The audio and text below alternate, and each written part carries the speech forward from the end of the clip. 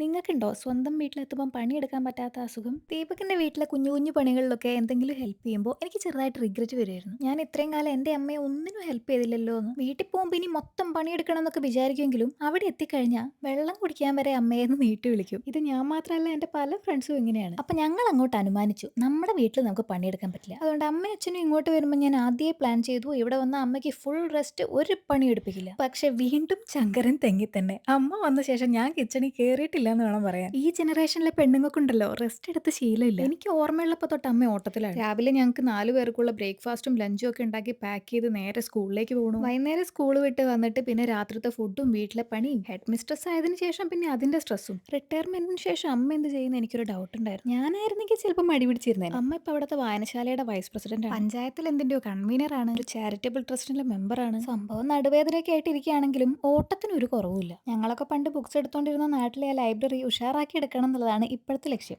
ഇവിടെ വന്നിട്ട് ഒന്നും ചെയ്യാതിരിക്കുമ്പോൾ ബോറടിക്കുന്നു പറഞ്ഞിട്ടാണ് അമ്മ ഈ പണിക്കൊക്കെ ഇറങ്ങണേ. നടുവില്ലാത്ത ആള് ചട്ടിയിൽ മണ്ണൊക്കെ നിറയ്ക്കുന്നുണ്ടായി. ഞാൻ വേണ്ട വേണ്ട എന്ന് പറഞ്ഞാൽ ഒരു നേരം പോലും അമ്മ അടുക്കള കയറാതിരുന്നില്ല. അതുകൊണ്ട് ഞങ്ങൾക്ക് നല്ല ഫുഡൊക്കെ കിട്ടിയെങ്കിലും എനിക്ക് ചെറിയ വിഷമം ഉണ്ടായിരുന്നു. പക്ഷെ കുറച്ച് ദിവസം കഴിഞ്ഞപ്പോൾ അമ്മ പറഞ്ഞു എന്റെ ഡെലിവറി കഴിഞ്ഞതിന് ശേഷം ഞാൻ ഇത്രയും ദിവസം കുറച്ച് സ്വസ്ഥമായിട്ട് ഇരിക്കണത് ആദ്യമായിട്ടാണ്. അതായത് എന്റെ പ്രായം.